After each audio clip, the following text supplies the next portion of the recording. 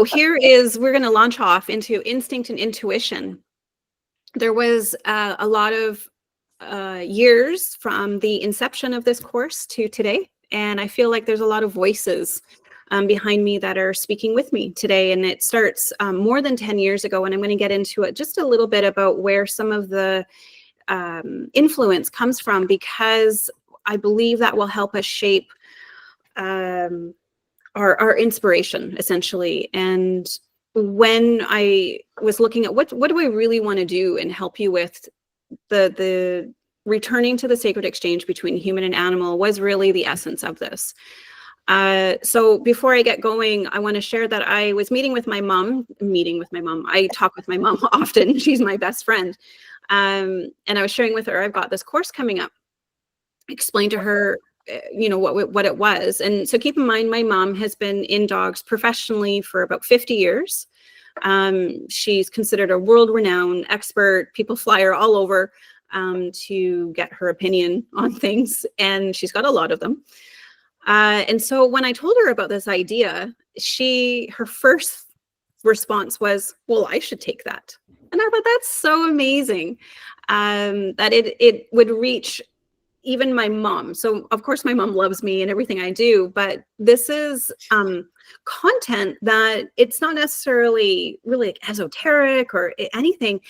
What it does is this content moves us into like a very advanced way of looking at our exchange with animals. And for those of you who may have read my email that I sent out recently, I was sharing how this course content about 10 years ago I had shared with a friend of mine who was at that time a Cornell, he taught for many, many years veterinarian medicine there.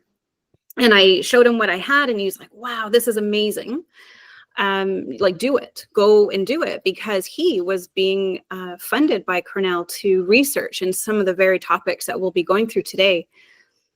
And I'm really glad that I waited the 10 years because I've had that time to grow into them, fail in some areas, troubleshoot.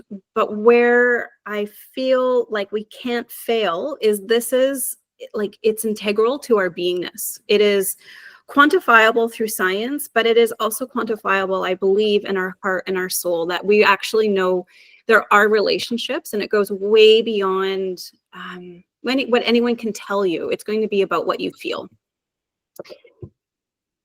So when we look at today's goals, the passage of connection is the focus. So we're going to be understanding interspecies relationship, develop awareness of synchronicity, and strengthen intuition and body awareness. Some might describe this as a relationship between both ends of the leash. And this is really what we're wanting to focus on, understanding our influence towards the other end of the leash. So over the next few slides, I'm going to be going into a little bit of storytelling. There's some beautiful artwork. So as I'm talking, I invite you to just simply zone in on the artwork and really get invested. That's why I want you to see it big screen. So in times past, living with an animal was a sacred rite of passage. In some cultures, a young person would embark on a quest to meet their animal guide. Through deep observation and connection, they would study the animal, forming a sacred bond. After this journey, they would return home, forever changed, with their newfound guide as a companion and teacher. So there's many different cultures that would have this type of vision quest. And so there's the spiritual animal that a person might come into contact, but there's the physical animal. And some of these cultures would then take that animal home with them, and they would be called a friend. And many of these were actually wolves, because when they went on to these quests, those were the animals most around them. There was lots of stories that came to me, and I'm going to share about how I know some of this, how it was shared with me. But many of them were wolves, and then like birds, different birds of eagles were quite common. But it was the wolves that really interested me in knowing, how did they do this? So here, imagine like a 14-year-old kid out in the wilderness for weeks on end, and they studied a wolf. And that wolf didn't become domesticated, they became friends. And then that companionship grew. So this particular piece of artwork, I think, symbolizes what a real relationship looks like. It's not hierarchical, it's spherical in essence. So we see that it is integrated, interdependent on each other, and that's it. That was for many cultures. Wildness was not an enemy. It wasn't something that we tried to cut down or capture, dominate. And we can certainly see in recent times, over the last few hundred years, if not a little bit more, we have really lost our way with this kind of symbology. And this symbology came from somewhere. This wasn't ideal. This was, or idyllic. This wasn't just some idea. This was a lived experience. So the focus here is that the human-animal bond was built on mutual understanding, not ownership. This way of relating to animals is still within us, but I believe it needs to be remembered. And so I know for some of you today and people who are watching this later, you're coming into this with a sense that there is something that you want to fix about your dog. You might see behaviors that are troublesome, bothersome, etc. And what I want to invite is that you take that mindset and set it aside. And instead, put in this mindset that my dog is perfect as they are. Everything they do is there for a reason. And it's not that you don't understand it or that they are doing something bad or even good. What I want us to move into is the understanding that this is a relationship that we are going to build on this mutual understanding. So animal and human are having a conversation. So when I talk about animal communication, that's where I come from, is a place of not a mystical, magical place. It's coming from a much more resonant field of energy. So when we talk about resonant fields of energy, this is where science has been able to tell us this is what's happening. However, in so many Indigenous groups, it's already been understood that there's this integrated relationship. So these are just a few across the globe. So I chose to feature the Yuin people are of Australia. We've got North America, Inuit, Lakota, which are often well known. You may have heard the things, a saying called all my relations. And that's a really interesting one, as we might have really considered that was my family lineage. But in Lakota, all my relations is all the beings is interconnected into a sacred web of life.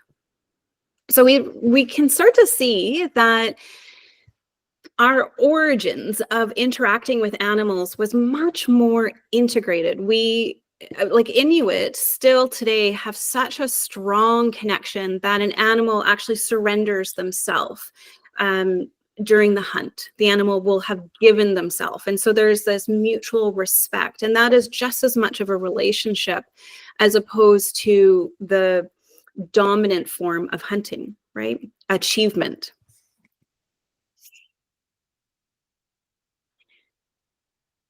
So I do believe that it's entirely possible to awaken our own connection, and that it's not isolated to these Indigenous groups, that it's not something from so far long ago, that it is actually within us today. It's very native to our soul, that we just inherently understand that all beings deserve compassion. So these traditions remind us that human-animal connection isn't just ancient, it's still within us, waiting to be remembered. When I talked about animal communication not being magical or something inaccessible, I do believe that it's biological, and that's a big focus of today's. We are moving into the biology of connection, but I think that it was really important to come back to that place of this was a way of life before we had science and books and YouTube and Zoom or Google Meet calls. We had a way of interacting with animals, and whether it was animals outside of the home for agriculture, but beyond that, we have had these relationships that today's domestic dominant culture has really lost that connection. So science now proves what Indigenous cultures have always known. We don't just share space with animals, we synchronize with them. And that's another piece that we're going to be covering is how do we technically synchronize with our animals so that we're not relying on what someone told us from the outside is going on with my dog or why they're doing something, but we're actually delving into what's called synchronization. So our emotions, our breath, and nervous system rhythms influence each other in real time. And this really lets us in on the physiology of my body and the physiology of an animal I'm sharing space with actually has relationship, whether I know it or not. We are interacting. And this is what's called co-regulation. We live in this feedback loop with our dogs every day. And this feedback loop is available to us. So this is where we're really starting to focus on, but how do I understand my dog? How do I understand their behavior? How do I even manipulate it to your benefit? Because they're manipulating you to their benefit, right? That is a fair exchange. And we can say that's mutual benefit. So I promised myself I wouldn't cry. I'm surprised just seeing this picture and being able to talk about it. So when I was putting these slides together, you know, I was looking at different pictures and things that moved me. And I haven't seen this photo. So this is me with my dog Love Letter about 20 years ago. And I haven't seen that. I didn't even actually know there was a photo. Obviously, this is not a selfie. Somebody somehow captured this moment of me helping my dog through a seizure. And I'm sharing this because this 20 years ago was something that I practiced. I practiced co-regulating with my dog.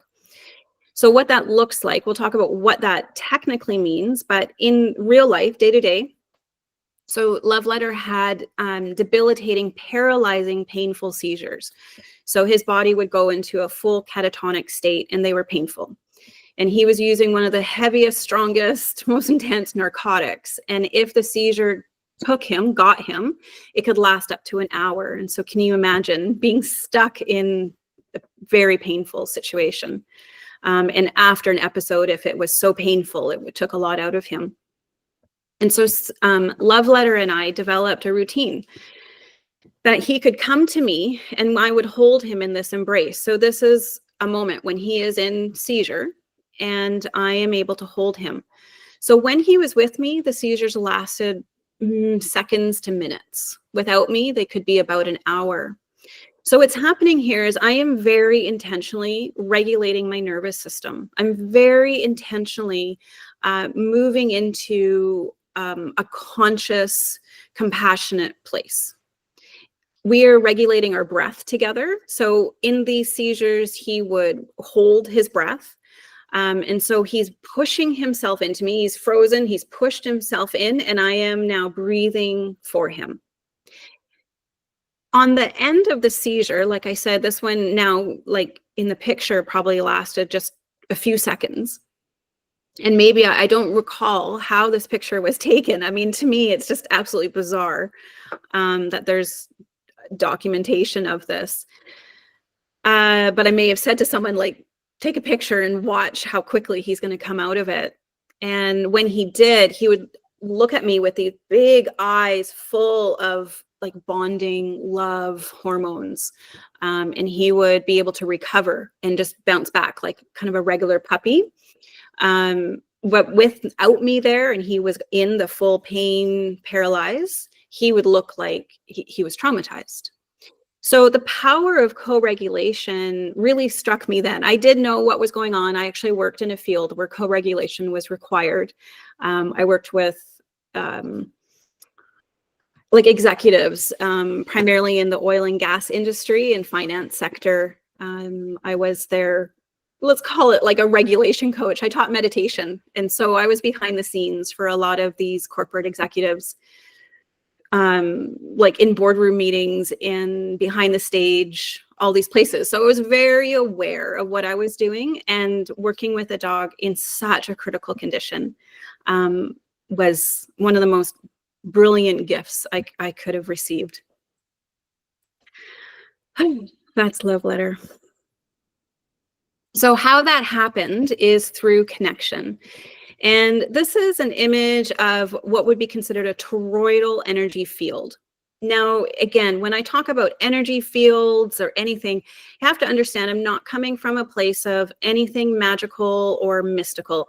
Somebody could take it in that direction, and if you're really interested in that, that's awesome, and you can go further in it. It's not that I'm discounting it. My guardrails stay in a more literal application.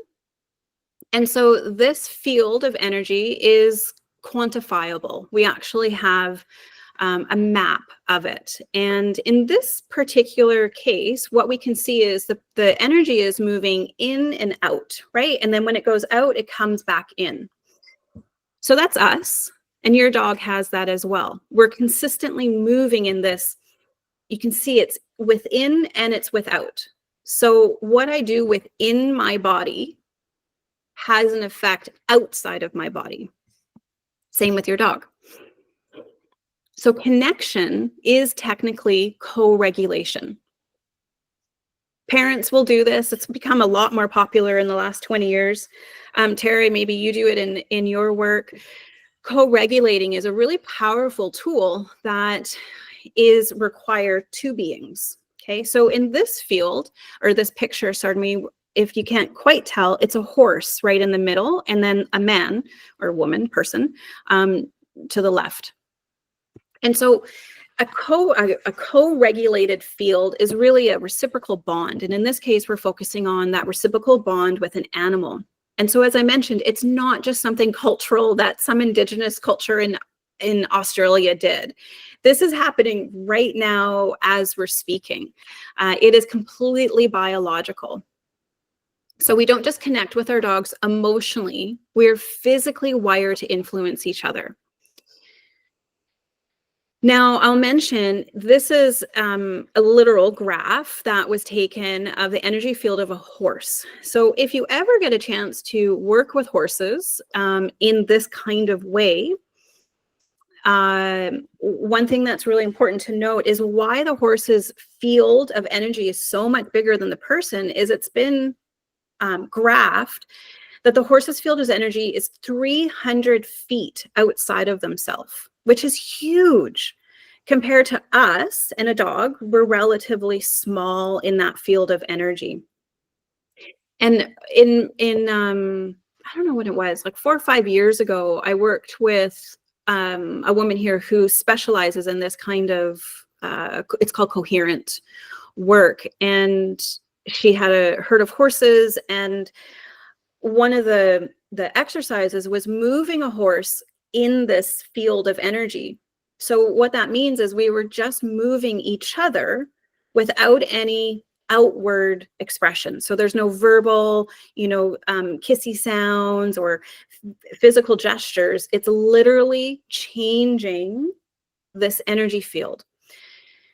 So without a doubt, when you work with a large animal, it's A, impressive, but B, there's very little room for doubt because things are just bigger and more in your face. And so in my experience working with dogs, obviously I see it all the time, but when I worked with the horses in the same coherent field, it wasn't surprising, but it was impressive. It was emotionally impressive. So I wanted to include this. If this is something that you really love and you want to learn more about it, because this is sort of where we drop off, I'm very happy to send some further resources. When I say drop off, I'm just not going more into this particular field of energy, which is called HeartMath. HeartMath Institute is the one who has put in just tons of research, and they've got a lot of information on what happens with this resonant field. Oh, so actually I do have more to say about that. So that was a horse. Josh and Mabel are two beings in a study that they did. So what happened is Josh is in a room with his dog Mabel, and he thinks really amazing thoughts about Mabel. And what we see on the graph on the right, on my side, it's the right, is right about here. So this is Josh, or sorry, this is Mabel, and this is Josh. And this is when Josh is thinking really positive, loving thoughts and feelings towards Mabel. So this is called a coherent or regulated state. So they are co-regulating. The earlier part is just simply Josh and Mabel coming into the room together. Now, this is really interesting. This is them leaving each other. So here, they're very regulated, okay? And so this is what co-regulation looks like. They're influencing each other. So their actual presence together has influenced regulation. So regulation meaning they're not in a fear or flight state of mind, right? There's no panic. They're in a safe feeling. But when they separate from each other, what's interesting is, so Mabel, the dog, goes into what looks like quite erratic, and it's suggested that she's feeling panic, anxiety, but so is he. You can see he's now dysregulated. So this is to me, one of the most amazing opportunities we have to see that we are constantly influencing each other for better or worse, right? If we are dysregulated, upset, and we are not able to help our dog who is dysregulated, we stay in a dysregulated place. Our dog isn't necessarily able to, what I want to say, we have to be essentially the initiators of regulation. Yeah. So this is, I'm just a little bit hesitant to say that I'm not creating anxiety in my dog, or I'm not creating safety, but I'm part of that picture. So if we go back to Love Letter was still going to have these seizures. I couldn't stop them. But what happened is that I was able to co-regulate with him enough that he was able to find safety. So I had to initiate that. I had to come with my own ability. And that's the real focus today, is co-regulation is something that starts with you, and you and your dog are influencing that co-regulation. So I just overlaid the rhythms of Mabel and Josh. Essentially, that's what was going on. If we put a graph on Love Letter and I, especially right after he came out of the trauma of the seizure, we would see that we were right in sync, right? And remember, what I mentioned is that as soon as Love Letter came out, he was in this state of like full bonding, and his eyes would just be so sweet and loving, and he would just, love, love, love, love. Whereas when it was without me, so things like without me would be if I was on the other side of the room and he started to go into a seizure and I couldn't get to him, then I'd have to essentially sit with him trying to regulate. But by that point, I wouldn't be able to stop the seizure. The best I could do is then help him recover after. It was quite an endeavor. It was a full-time job.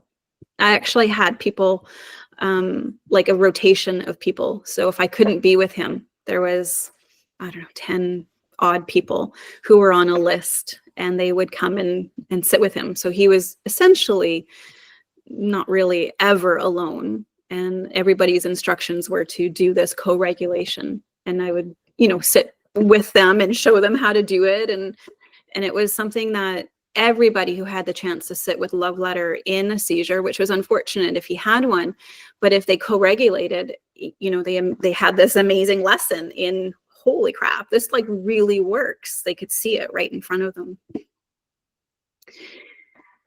So when we ask ourselves, like, okay, how do I do it? Like, where is it happening? So you and your dog are constantly in this feedback loop. We're not separate entities, is the point. We are constantly feeding feedback to each other. And that's emotions, physiology, and energy. So if you see in this woman here, if we ask ourselves, like, well, where does this come from? It comes from what's called the vagus nerve. And this vagus nerve runs from the brain and runs all the way down the spinal column and goes into our organs. That's in us. But interestingly, in dogs, unfortunately, this image isn't exactly clear, but it's the only one I could find that has a dog and the vagus nerve. That was a nice diagram. But same, so we see the brain is lit up and the vagus nerve is running through the spinal column and then running through all the organs. So when we consider our physiology with our dog is the same. There is no difference. That feedback loop is happening in the same way between us and our dog.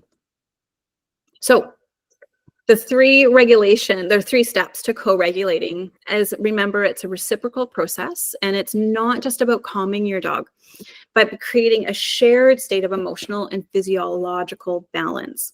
So I want to impress upon that is when my dog is behaving in a certain way, whether they're fearful or panicked or in pain, whatever might be going on with them, my point of co-regulating with the dog is actually not to change their behavior. It's to change my behavior. It's to change my inner state as the purpose of this particular lesson today is I want to give you the tool to regulate yourself. Because as soon as I put the expectation on my dog, that's like asking the toddler to drive the car. You know, the mechanisms just aren't as skilled as they are within us. And I think that's a really fair request, but it's also a really life-changing request because that dog then becomes a vehicle of personal change for us. And that's where I get really interested in this work because it's no longer about changing my dog to fit into my life. It's actually my dog changing my life for the better, in that I am more sensitive, I am more aware, and I am better able to regulate my emotions. So you're asking, how do I do this? So as a member, I mentioned, when we move into co-regulation, it's not about changing anybody else around us. The first thing we're doing is becoming aware. So when we're looking at our dog and they're going through some kind of experience, it could be barking out the window, it could be that they're going through panic, anything. It could be even an amazing emotion. They're just like extra snuggly and you want to take advantage of this. What we first need to become aware of is the dog mirroring your emotions or seeking regulation from you? Okay, so this is where the reciprocal relationship comes in, is are they signaling to you, you need to regulate, or are they coming to you to get help? I need the regulation. And I'll use an example. This is more personal, but it's anybody can relate to this. But when I first moved in with my husband, before we were married, it was like instant family. So we got together later in life, and the kids were like 9 and 12. And so me coming from no kids and then, live in house, all the family, it was just like instant family. And I got really anxious and agitated, and I would often get quite upset about things. And I was very dysregulated. And Myrtle, my now older dog, she was constantly coming up to me and pawing my chest. Or if I was getting into an argument with my now husband, she'd be pawing at my leg, trying to pull me out and trying to regulate me. She was helping me. So very much like a service dog. If someone was going into a situation, they're going to draw your attention, help you. And so that's how the relationship, that was her then actually driving the car. She had that skill set because we were already developed. You know, we had that trust in each other.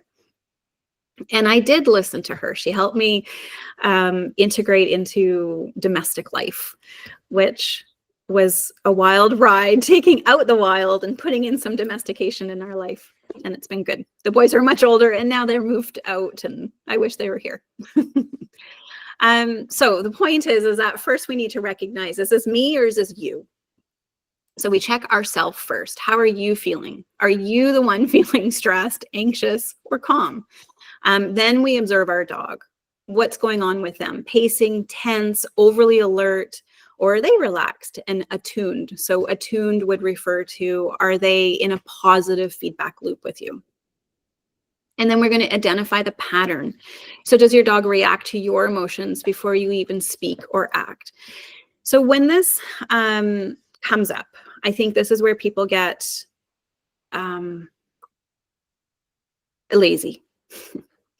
I'm thinking of my conversations with my mom, and you know, she'll say, I'm too busy, I have too many dogs, and you know, I can't pay attention to all these things, what's going on with them. I can't find the patterns. But it actually doesn't take much effort or energy to find the pattern, or just doesn't take much energy. What we're looking for is, take for example, I think I've got it on the next slide. Yeah, so you're coming home feeling tense, right? So traffic, whatever, a meeting, something has just really got you feeling upset. And when you walk in the door, your dog is like excessively jumping up at you. They seem a little bit destructive, or they're having to bring all these toys to you. We can see that's a feedback in loop. So they're meeting panic and anxiety with their own panic and anxiety. And now together, you can see how things would just escalate. Yeah.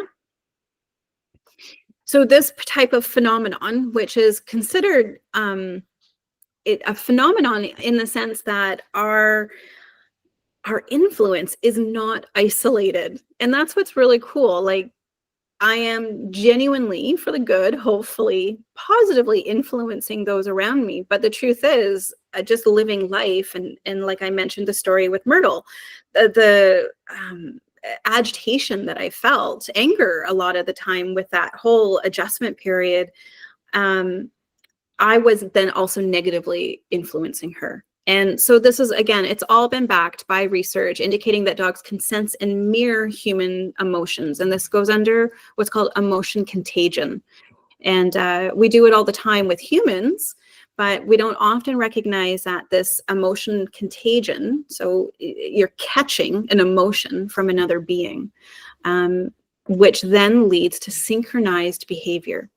Okay, so like I said before, you don't make what's not already there in your dog. So for example, if your dog has a genetic disposition, my dog, for example, Sunny, is genetically predisposed to be suspicious of strangers. That is just who she is. That has nothing to do with me. But what does have to do with me is when she's suspicious, what feedback loop are we going into? Do I get drawn into her suspicion, panic and anxiety, or does she get drawn into my regulated emotions? And that's the feedback loop. We would see it with an example. Our dog is bark, bark, bark, bark, bark, bark, and I try to get into their field of energy. I'm going into them, trying to make change, as opposed to what I'm really wanting to do is pull them into my field of energy by influence.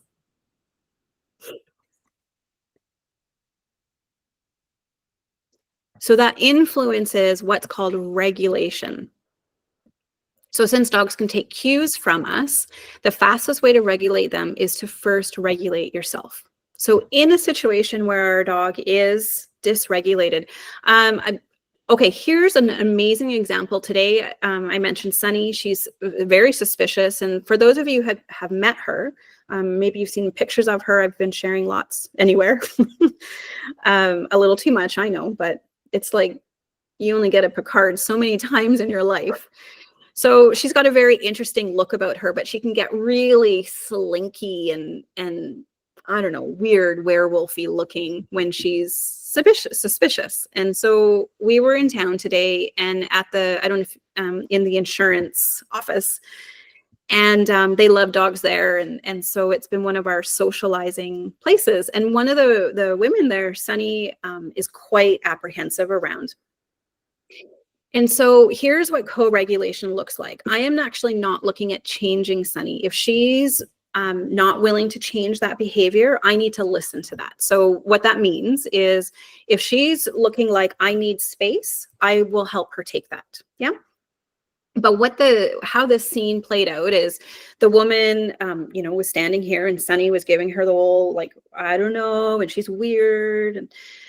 And me, what I was doing on the other end of the leash was breathing slowly. My body was relaxed. I spoke to the woman in a really calm way. So I even intentionally lowered my voice slightly instead of like, oh, hi, it's so nice to see you. I intentionally just dropped it down a little bit. Yeah. But most importantly, I changed me in my position. So I'm observing Sunny doing exactly what she needs to do because every behavior is going to serve her survival in that moment. So I'm not looking to change it, but I did influence her. So unfortunately, this woman, she was regulating herself. She was keeping things nice and calm. She was doing the same thing. She's excellent. I've known her since Myrtle was a puppy. She's wonderful with dogs. If you're on Salt Spring, if you need any support, go see her. She's really great. So she was regulated, I was regulated, and that was Sunny's influence. And so what we saw is Sunny was able to, she sighed. We all saw it. It was amazing. Her body relaxed. But remember, the point wasn't changing her behavior. The point was first changing my behavior. And my behavior started from this inside. So in this example, like I said with Sunny, if your dog is anxious. So anxiety and panic, it's normal. All of our dogs experience it, whether we know it or not, they do. And so instead of reacting with frustration, such as like, you know better, it's just a plastic bag. Instead, we're going to slow everything down. And so I think about it from that toroidal field of energy, we're drawing inwards instead of trying to push outwards. We're drawing that calmness inwards. It's like attracting it inwards. All right, let me do a little check-in because I'm actually, there we go. Okay, everyone with me? I see we're still missing who we need to, but they'll get the recording after and you'll hear. So I'm going to say hi to you guys, Jillian and Lenka. Hi, girls. So how's everything landing so far?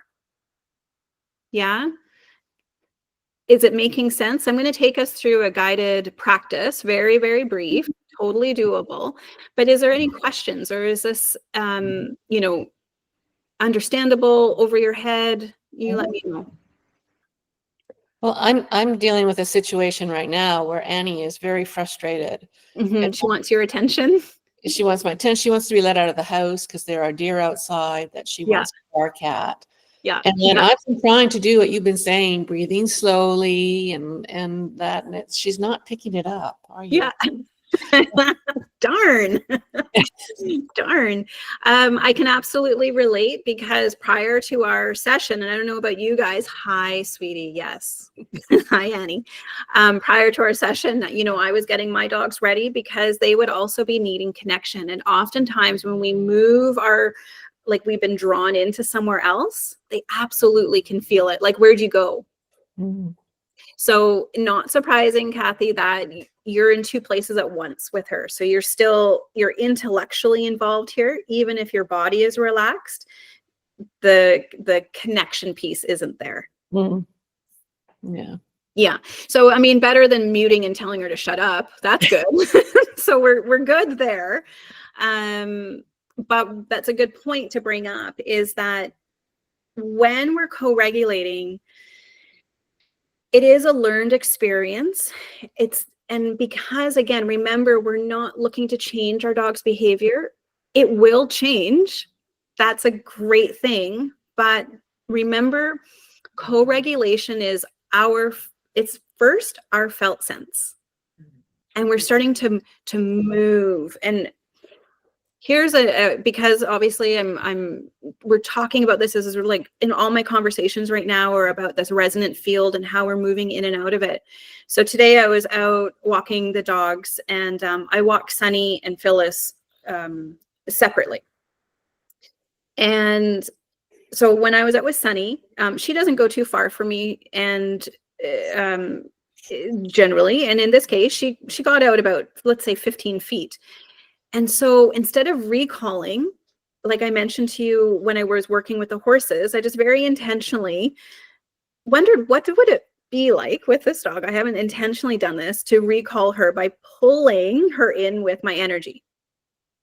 Up comes her head and she runs over. Coincidence? Maybe. But then I took Phyllis out. Phyllis is a total bird brain. Like, her brains just literally melt out of her head when there are birds or squirrels or anything like that. So we're out in the field, and I decided, instead of doing some of the typical things we do, what I did was I expanded this field. And here she is inside of the field of my influence. And what I saw was a dog who was probably 75% less bird-brained. So yes, it has an influence, but we're not magicians. We're not looking to manipulate. What we're doing is co-regulating. So when I feel connected and trusted and calm, and I'm genuinely relaxed, the response around me will follow. It absolutely will. You've felt it in other areas of your life. We just need to create that syncing up. It's there. Yeah. Okay, would you girls, are you ready to go through a little meditation? Yeah? Okay. So I invite you to close your eyes.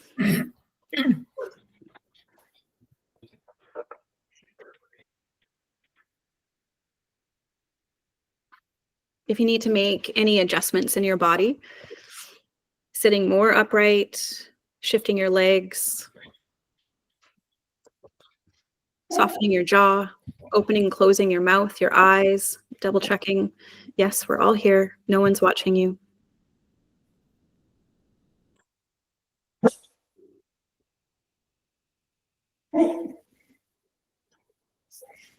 I want you to place yourself inside yourself as soon as you close your eyes. I'm going to say that a few times.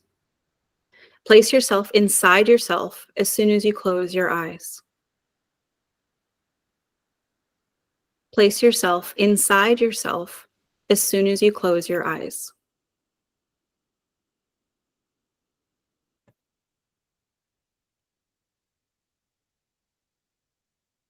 You do this by sweeping your attention through your body a couple times.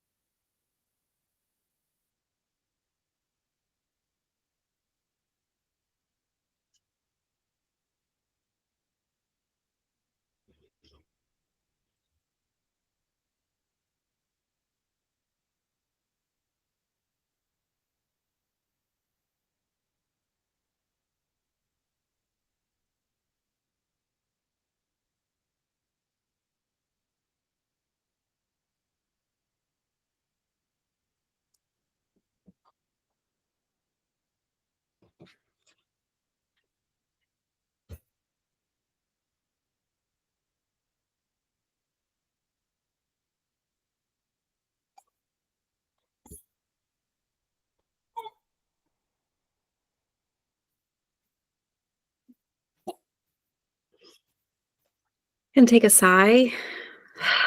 Open your eyes.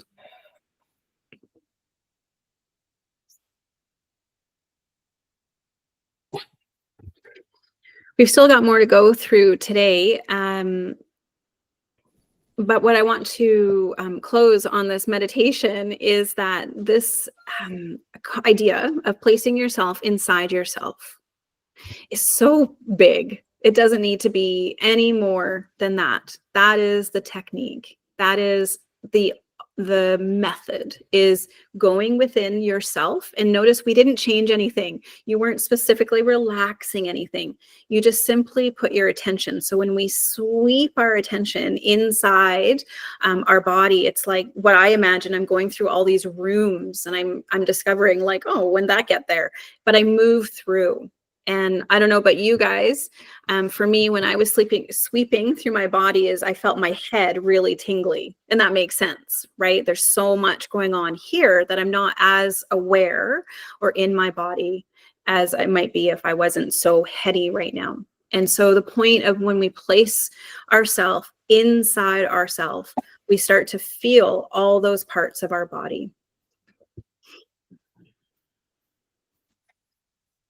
Okay, I'm going to go back to my screen. We'll share. How did I do that?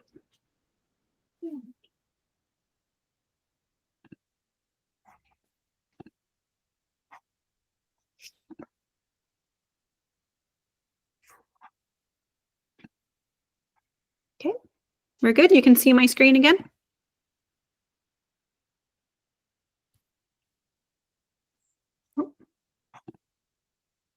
Yeah, is everybody good?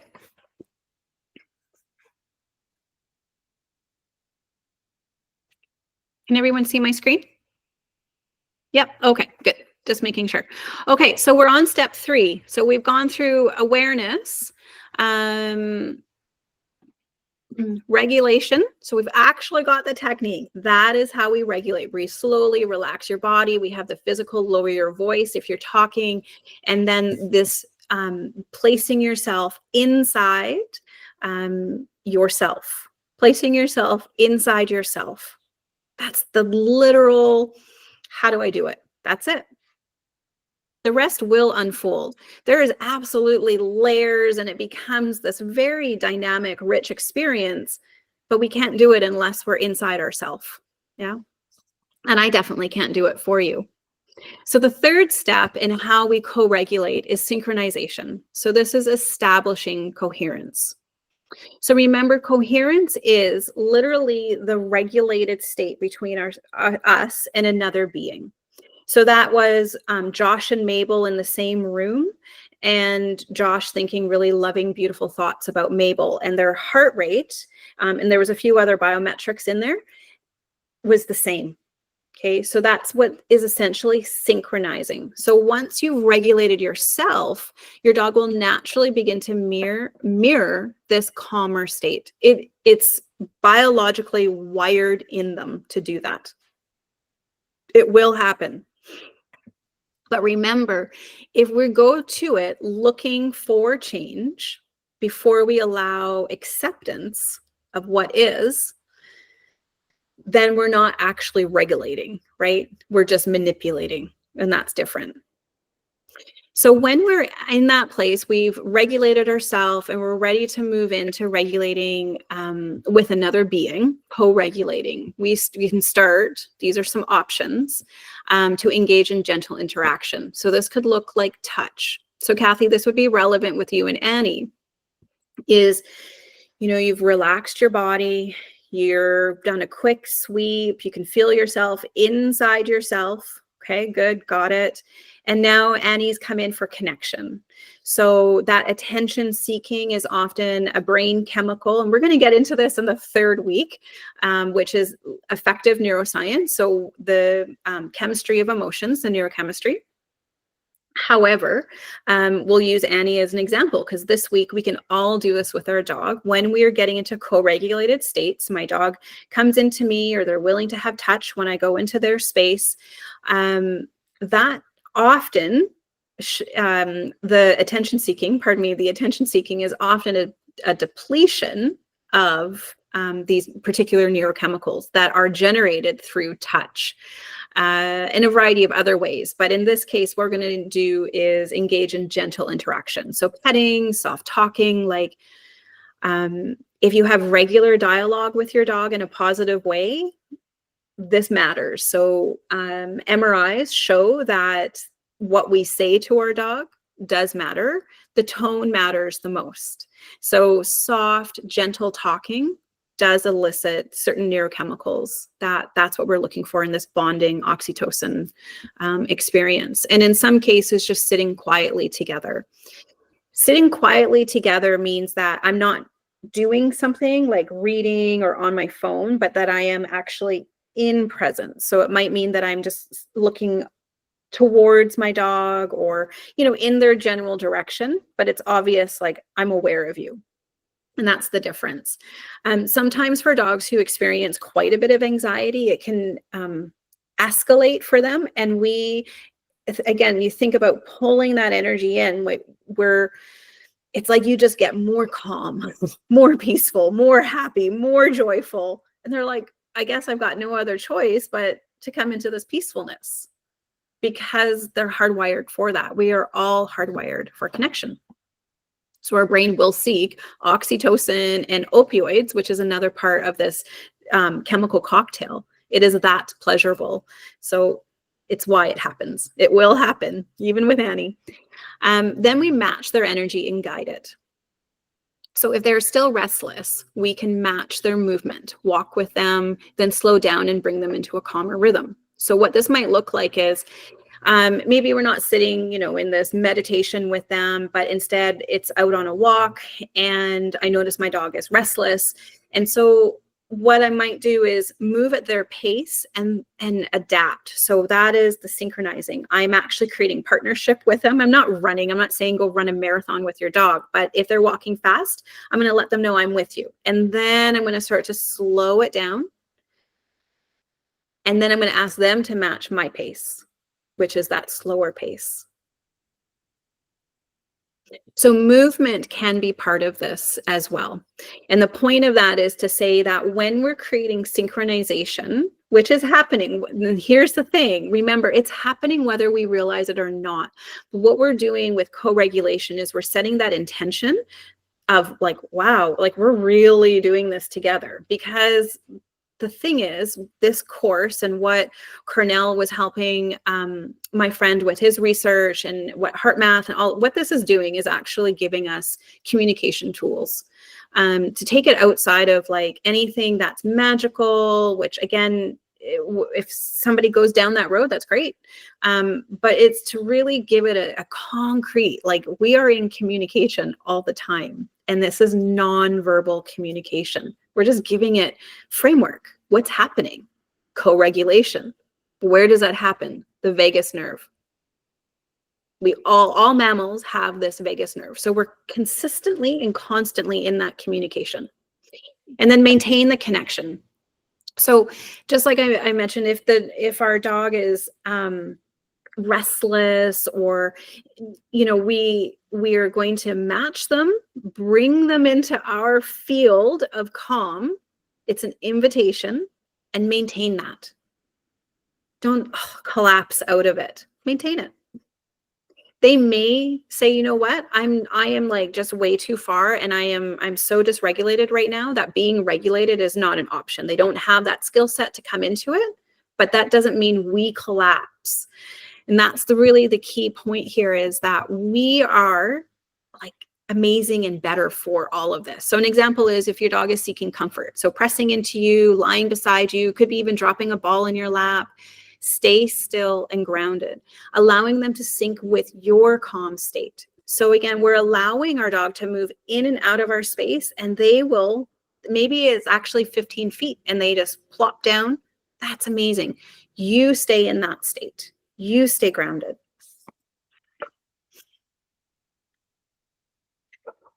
So co-regulation is not about fixing your dog's emotions. It's about creating a state of balance where both of you feel safe and connected. And sometimes our dog isn't ready for that. But by being that steadiness, we are the safety. so that they can come back. And I've just used these 3 examples. A love letter, which you know the story, and the picture there of Phyllis is, I don't know if you can entirely see, but I can feel it. She is pressing her entire body into me and on me. And we are like one being. We're breathing right now. So she got overstimulated. This was a group class I was teaching out in a field, and there was just a lot going on. She was like, I'm so done. She was just recently out of surgery. Nervous system was very dysregulated. I asked a lot of her, and so she came in and we did this breathing. Yeah, we just were together. Now with Sunny, she's a different dog. She's not going to hug me like this. And so this is a routine that I have with her, is I touch her on her side or flank, and she pushes her hips into me. And this is the same way that we know, okay, she might still be feeling an emotion, but she's able to find safety, and that safety allows for the regulation.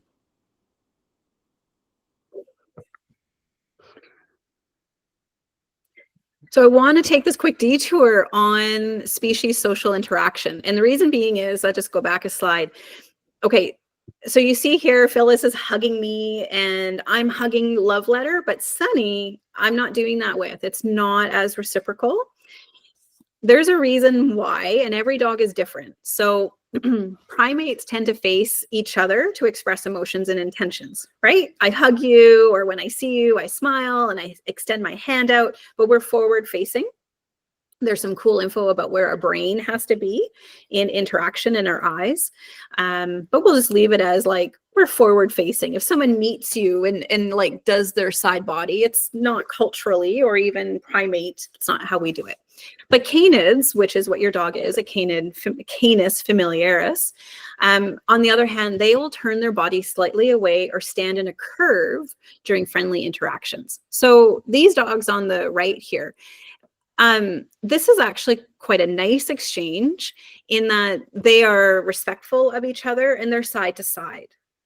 So here's the thing. If we are a primate and you're expecting this, your dog might be translating it into, all right, fight is on, okay?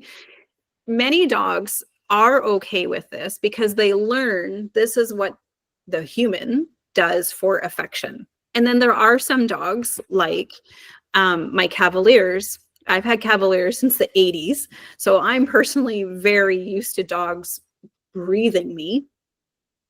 These dogs are very quick to be here, right? Forward facing, eye contact, like in your face.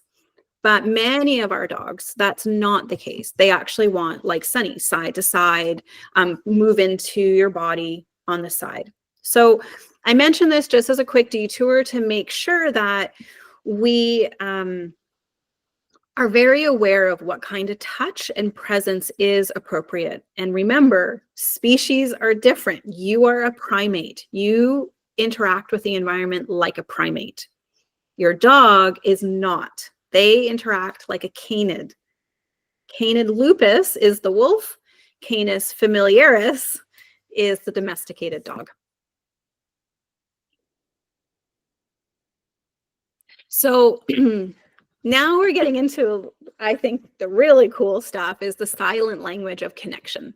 It's not intellectual, while we still have knowledge that gets us there.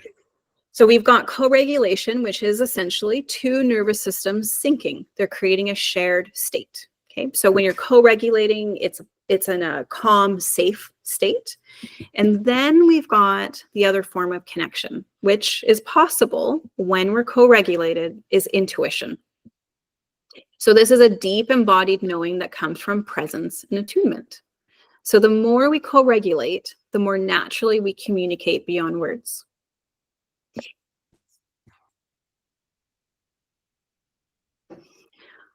I don't know about you guys, but I've certainly heard from a lot of people that intuition is something that other people have, or intuition is something like, for a magical, mystical circle that gathers on Wednesdays, that it's something outside of ourselves. But the biology says different. So intuition can be mapped in our brain, in our head brain, and it's also mapped in our gut brain and in our heart brain. So if we have three brains, the biology of intuition can be indicated. There are specific sites of where this feedback comes from. But when it comes to understanding your dog and animal communication, we have this literal, the science, okay? So we got the science of resonant field, which is co-regulation, your nervous system. It's this whole amazing electrical system moving through your body and outwards.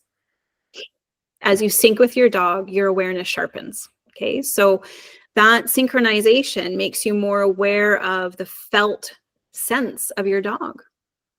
Your dog communicates with you in microsignals. So their body shifts, their breath changes, their muscle tension. So here's the deal. I could have taken this into, and I have done many at this point now, however many canine body language courses. And I think they're great when we're, I'll go through slides and I'll show all these different, a dog is doing this is what it means. And it's awesome, for us who like to geek out on dog stuff. It's really cool. And there's different perspectives and different education levels on what dogs do and what they mean. But without intuition, we can also be reading it entirely wrong. So I am a firm believer that developing intuition is one of our best tools that we can have in life. It is not for some secret group on Wednesdays. It's not for other people. It is something, again, it's hardwired into us. And our animals, I believe, awaken this intuition because they're operating at a much more primal place. They don't have the limitations, the social limitations, or whatever stories we might have about what is intuition. I'll just tell you, years and years ago, Oprah did a show and she used the word spirit. It was spirit. And at that time, that was the most criticized show. So this was like beyond her having mass murders and rapists and like really awful, heinous people. But the one that she got in the most hate mail about was using spirit, the word spirit. And at the end of it, spirit and intuition seem to be these very misidentified words. And so, as I have been saying throughout this course, we are relying on science to help us framework. This is something we can trust. So if I go to my mechanic, I'd like to know my mechanic has like really good intellectual awareness of what is going on in my vehicle. But to be honest, they're also working intuitively. I know with my mechanic, I say it's making this sound and he's like, yeah, I think we need to check this. It's just something in his gut that tells him, yeah, let's look at this. There's logical processing, like he's heard that sound 100 times before, but something in him, and that's the intuition, right? So when we study our dog enough from a place of awareness, that's intuition. Yeah. So co-regulating, you train your nervous system to recognize these subtle cues. You're noticing your dog's body shifts, breath changes, muscle tension. They're noticing yours, you're noticing theirs. That's the best body language you need. Way better than looking at their ears and tail and what their mouth is doing. Look at the body shift, the breath changes, and muscle tension. That's it. Yes, you can go into other things, and it's, like I said, super fun. But at the end of it, you're still going to come back to those three main things. That will give you everything you need to know about your dog. But you're first starting it actually in here, within yourself, that place within yourself. So co-regulation and intuition are deeply linked. Both rely on nonverbal awareness and energetic sensitivity. So here we have this word, energetic sensitivity, energy. Energy is pulse, but what we can see is energy is actually a radiant field outside of ourself. We can qualify it. So there is an ability to see what that field of energy is. So this magnetic resonant field. Intuition is subtle, co-regulation is felt. And I think that's why intuition seems like an obscure idea, because if you have a mentality of I have to see it to believe it, in this case, we have to be it, right? You just are. You are intuitive. Your brain is processing information. That's intuition. We could say in next week, we're going to lead into this a bit more. Intuition is the subconscious or unconscious mind. It's information you didn't know you had. And your brains, the 3 brains, are collecting it from your environment. So here's what's cool. Your dog, because they're very primal, is doing this all the time. They're very intuitive. So as you sync physiologically, you naturally anticipate your dog's needs even before they show them. And this is what I think is really cool about our dog being a catalyst for developing this intuition. If this intuition is what guides us in our life, we're making better decisions in our relationships, in work environments, in community environments. Like, we just have a better knowing. So as you can see, like our dog's behavior is really secondary. That behavior is there for a reason. Maybe we can help shape it a little bit, but mostly what we're doing is co-regulating. If we exist in a co-regulated state, we're pretty good. And if we're co-regulated, it means that we're able to access that intuition. That intuition is definitely what's helping us make decisions that are sound decisions.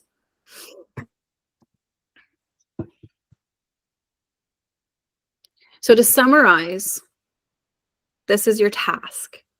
And if you haven't taken notes, it's totally fine. You don't need to. You can just simply absorb and remember. And like I said, the goal is not to overwhelm you with information. Hopefully you're inspired and encouraged. And likely, like I said, this isn't telling you something you don't know. You're probably remembering or just simply being like, yeah, I know. That's great. So your task this week is to slow down. If you're not already slowed down, the more present you are, the more you'll sense. So if you're hurried, you're not going to notice the things about your dogs. All those micro signals they were telling you, they were sending you, you're going to miss. And what you're going to see is the exaggerated behavior. But way before that were those micro signals that you needed to, A, check in with yourself. How am I feeling? Is this mine or is this theirs? Is my dog trying to tell me something like you need to slow down? Or, not or, we're just going to slow down. So the more present you are, the more you'll sense. Then regulate first. Your dog's nervous system takes cues from yours. So this again comes back to my dog's behavior is not me. It's so just to make sure if my dog is like in Sunny's case, she's suspicious and weird. That's not me. I mean, yeah, maybe a little bit. We all have reflections, but she's her own person. Yeah. But what we share is the safety. That's co-regulation. That's the influence that we're looking for. If I'm anxious and I'm consistently in that anxious state, it's likely that my dog will be anxious. Yes, that is true. That is the emotion contagion. So catching emotions absolutely can be something. We just don't make it out of the blue. It's shared. So trust the quiet knowing. The first feeling is often the right one. If you have a sense like this is what's going on, it's true. That is it. It's it. Trust it. Okay, so earlier, the very beginning, I showed you this toroidal field. Well, this is the toroidal field in action, and I invite you to take this into the week with you, is imagine yourself walking in this field of energy, because you are, whether you want to or not, whether you like it or not, this is literally your field of energy, and it extends a few feet out from you. And listen, if you are, whoever is listening to this at whatever point and today who's joining us, if this is like, yeah, energy fields, the thing is, it doesn't matter what angle of science you look at. It can be through HeartMath Institute and how they're graphing resonant fields. It can be through vagus nerve, electrical impulses. It could be also through the holobiome. So much is coming out about the microbiome. So the micro, what's within inside us. But what science is showing us is that we've got a bacteria field outside of us about 3 feet, incidentally, which is also what this resonant field is, about 3 feet. And though that field of energy, so if it's the holobiome, is bacteria communicating with bacteria in the outer environment. So it really doesn't matter where you come to it. We are always in communication. What we're doing in this course is starting to harness it. We're starting to move with it and attune to it. So I don't know how many of us are going to be walking with wolves and eagles, but imagine that when you're out on your walk with your dog, you are in a shared energy field. You're moving within that, and just explore. Don't manipulate it. Don't look for the change. Don't even hope for it. Just see it when it does. Like, be experimenters this week.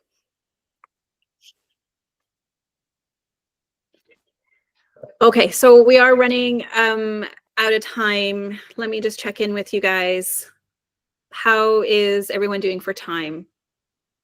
Do you have just a few minutes? Okay, because I have, there's not many chances I have to share just a brief history. This is my first birthday. And I just wanted to share a little bit about my background because I love the life I lived, and as I mentioned, my mom is my best friend. So she's the one who set up my birthday parties. So here I am, 1 year old at a birthday table with, there's actually, I think, 5 Dobermans, but 3 are in the picture wearing birthday hats. And this is my life. I was raised in a household of Dobermans, and they were my siblings. They were annoying siblings. So actually, before I could speak, I spoke with animals. I didn't use words. Talking to them was normal life, and it wasn't through words. I very distinctly remember before I could use words, talking to them. And I don't know if it's because they were Dobermans and like very interesting sentinel kind of looking animals. It was a very profound experience. But the other pictures there, I grew up on a farm. And so it was very normal for me to talk to animals.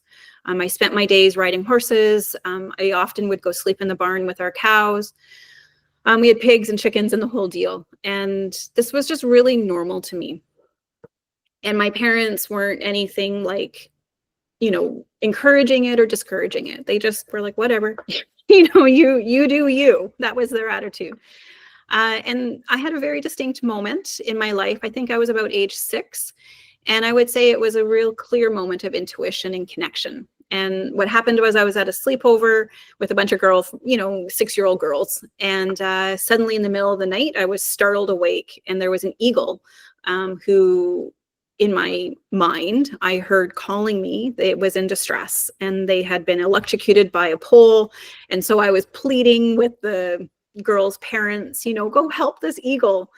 And they thought I was certainly nuts, and they called my parents, and I didn't have sleepovers for some time after. And it certainly made me aware that, at about that age, while it was normal for me, I started to isolate myself. So, I didn't stop talking to animals, but I definitely kept a lid on it until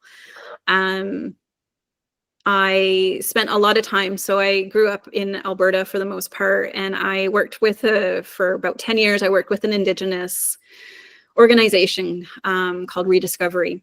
And through Rediscovery, I worked with many elders and various Indigenous leaders and people of influence. And one particular friend, Casey Eagle Speaker. And so these teepees here is exactly where I spent a better part of my 20s with Casey.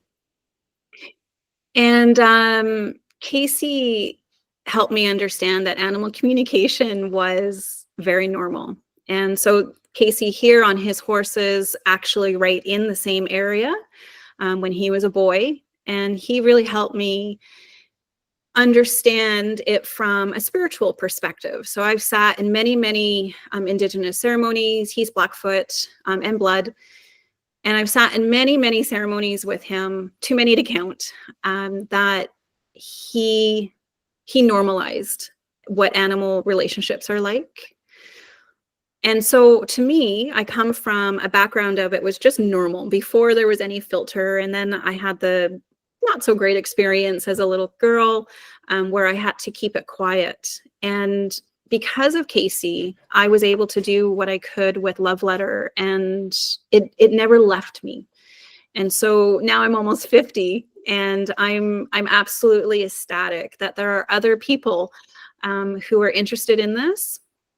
I think it's work that we just have to keep refining because, as I mentioned with my friend in Cornell, you know, the research that he was being funded to work on was basically this compassionate project. And the project looked like how to define or quantify compassion.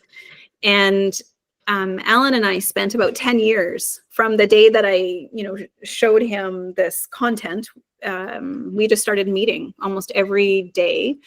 Not for 10 years, but we met, or every day, pardon me, every week for about a year, we would meet up and just delve into this work and from various angles. And it all leads to the same place. And to me, what we're introducing ourselves today, remembering, is this co-regulation. It's really that powerful. And so next week is launching into another segment of my life that I've spent a good portion of, is dreaming, and in particular, the wild self. So it fascinates me that we live with dogs. Dogs are representatives of wolves, and we live with an animal. We do.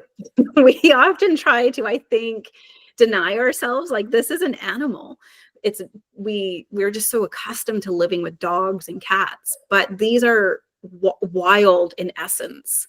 And so next week we're delving into the subconscious and what that reveals about our intuition. So we'll explore how dreams connect us to our instincts, the symbolism of animals and dreams, and the science behind subconscious communication. So the goal with that is to start bridging the wild self, intuition, and the human dog bond. Yeah. All right. How's that sound to everybody? Yeah. I just want to say that the past week or so, I now know why my Facebook has been flooded with giving your dog a vagus nerve massage. Yeah, I've been seeing that too. I was like, I didn't even know that was a thing. So that's what, have you clicked it? What is it? How do you do it? I haven't clicked it, no. No, if you guys start getting it on your Facebooks, you're going to have to let me know. Yeah, I know. I think just from a broad perspective, I think like calming touch has got to be part of that, safe touch. But the vagus nerve is something like pretty deep inside us. Like we can't exactly reach it, but we can influence it for sure. Yeah. So interesting, Kathy. The vagus nerve, there's lots of info if you want to go further into what's called polyvagal theory. And it's not a theory, but polyvagal is essentially the network of this vagus nerve. And it's used a lot in trauma work. But when it comes to animal relationships, the vagus nerve, and just having an understanding of that's the electrical current system that's running through, like it is very relevant to understanding the vagus nerve. Yeah. And if you just start looking at your dog as like this electrical unit, you can see, you know, they're just, or like a jellyfish, you know, everything is moving out of this extension of the jellyfish. Yeah. So when we go into next week, because the seed is planted that we're going into dreaming, inevitably in any kind of dream talk I've ever been in with anybody, there is always somebody who says, but I don't dream. I don't remember my dreams. Yeah. And we're going to address that. So if you feel like this might not have anything to do with you because you don't remember your dreams, or you have just one dream and it's reoccurring, it's all relevant. And I want to share with you that when we really tune into this co-regulation and intentional intuition, I had a dream. I do have a recurring dream. And so Love Letter, his mom, Stella, is one of my most tragic stories ever. And Love Letter was a tragic story too. And unfortunately, his mother, Stella, was one of the worst, what do you call it when something is beautifully tragic? Like it was my spiritual awakening, let's say. It's what led me into a lot more expansion in my life. Needless to say, for years after Stella died, I had recurring dreams of finding Stella. She's always lost. And recently, so the other night, I dreamt that Phyllis was lost. And when I went to call her, I had no voice. Nothing came out. So these dreams do come into our life, and that's what we're going to start tapping into, is when we get a little more tuned into these dreams, we start seeing the relationship and the representation of our literal dog, but also the archetype that our dog represents. Yeah. So because we've planted the seed, I want you to keep a journal of dreams, whether you have them or not. And sometimes we have dreams at night, and sometimes we have dreams during the day. And those dreams during the day are like when you kind of get lost in thought and your imagination goes somewhere. That is still a dream. That is still something that your subconscious mind is processing. Dreaming isn't only at night. Yeah. So pay attention this week. I really recommend, there's a whole science behind pen or paper, pencil to paper. Write it out. Doesn't have to be long, but it can be whatever. You're not going to be sharing it, but what this is doing is tapping into that subconscious. We're going to get it going, and guaranteed your dog is going to be, whether your dog sleeps in bed with you or not, the more you tune into that subconscious field, you'll start to see things in your dog a lot different. Yeah. Yeah. All right. Again, for those who aren't joining us or are here tonight, but are watching this later, you've got the same invitation, and we'll meet back. So Tara, I just want to mention a couple housekeeping things. So Tara, is meeting at 4 still okay, or do you want to just push it so parents? 4 should be fine. I think parents are going to be cool to be able to pick up a little bit earlier. Okay. Yeah. Okay. So we'll understand just as a group. It's been really important to me. Unfortunately, our other 2 members aren't here, but it's been like herding cats, getting our dates all matched up. And we also have Kathy. We need to push your date. So Kathy isn't able to be here for our last date. So we're going to, once we're all back together as a group, we'll see that if we can push it to have our last meeting together on the following week. Okay. So hopefully we'll just try and get all the cats. But this particular course, it's important to me that if we can be all together as learning and growing. And if you have questions that come up or insights, please feel free to reach out to me. All right, without further ado, we'll close it up. So be within yourself all week. Yeah, some dream journaling. Okay. Yeah, exciting. All right, ladies, thanks so much. We'll see you next week. Okay, bye. Bye.